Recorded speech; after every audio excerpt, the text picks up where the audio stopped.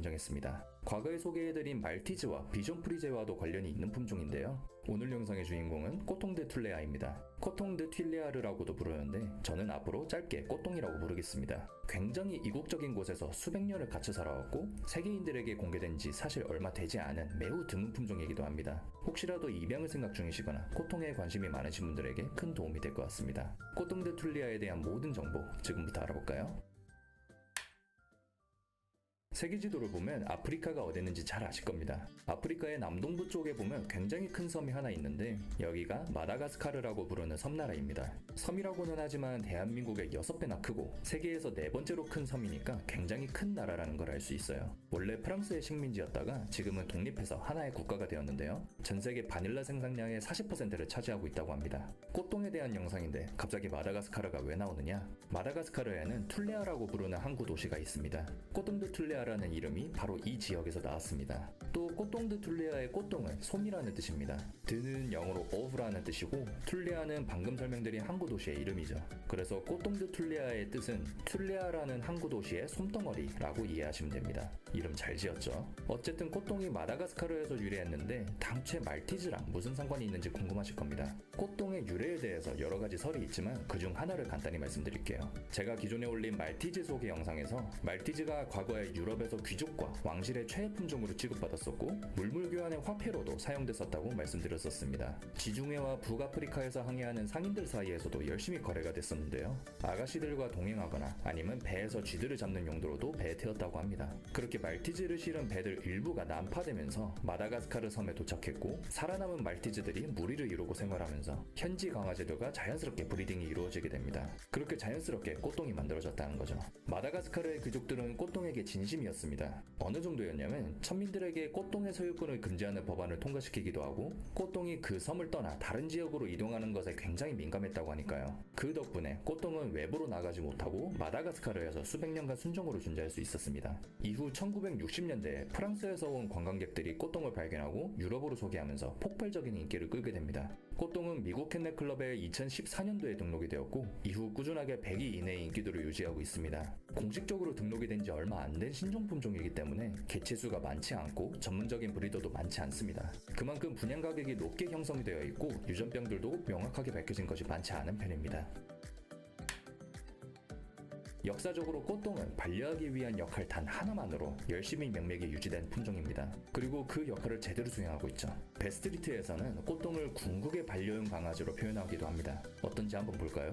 많은 소형 견종들이 성격이 까칠하다고 알려져 있는데 꼬똥은 그렇지 않습니다. 말티즈와 비숑도 그랬지만 꼬똥도 성격이 엄청나게 사회적이고 착한 편입니다. 다른 강아지들이나 고양이들, 심지어 아이들과도 잘 어울리는 편이고 공격성이 낮은 편입니다. 그래서 아이들이나 다른 반려동물들이 이미 키우고 있는 가정에서도 비교적 수월하게 적응할 수 있는 품종입니다. 꼬똥의 또 다른 특징은 굉장히 충성스럽다는 점입니다. 주인을 만족시키려는 본능이 매우 높기 때문에 교육을 시키는 것이 굉장히 용이한 품종이기도 합니다. 가족과의 유대가 굉장히 강력하게 형성되고 그런 유대가 형성된 사람과 떨어지는 걸 좋아하지 않습니다. 여러분이 소파에 앉으면 무릎 위에 앉아서 같이 TV를 볼 것이고 여러분이 침대에 누우면 같이 팔베기를 하고 잘 것입니다. 다만 또 놀 때는 활기발랄을 하기도 합니다. 산책을 좋아하지만 활동량이 특출나게 높진 않습니다.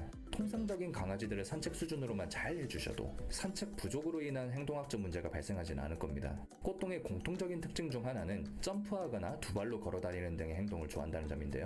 제가 올렸던 비숑 소개 영상에서도 언급했지만 비숑들이 원래 서커스에서도 활용하던 품종이었는데 이렇게 관심을 먹고 살아가는 비숑이랑 꼬똥이 유사한 측면이 있는 것 같습니다. 다른 품종들 대비 꼬똥은 굉장히 조용하고 차분한 품종입니다. 다만 재미있게 놀거나 흥분하면 시끄럽게 짖거나 특유의 그르렁 소리를 낼 수 있습니다. 벨소리가 울리거나 외부인이 문을 두드리면 몇 번 시끄럽게 짖다가도 막상 외부인이 집 안에 들어오면 공격성보다는 호기심을 보이거나 오히려 환영을 하는 편입니다. 꼬똥의 경우 스탠리 코렌 교수의 저서에 별도의 지능 순위가 나와 있진 않습니다. 다만 비숑의 경우 45위, 말티즈의 경우 59위인 점을 보면 대충 그 정도 수준이라고 생각해 볼 수는 있겠네요. 스탠리 코렌 교수 저서에 나온 지능 순위는 실제 얼마나 똑똑한 수준인지를 나타내는 지표가 아니라 얼마나 보호자의 기대에 부응하려고 노력하고 자기 고집을 부리지 않는지가 모두 고려된 순위라고 생각하시면 됩니다.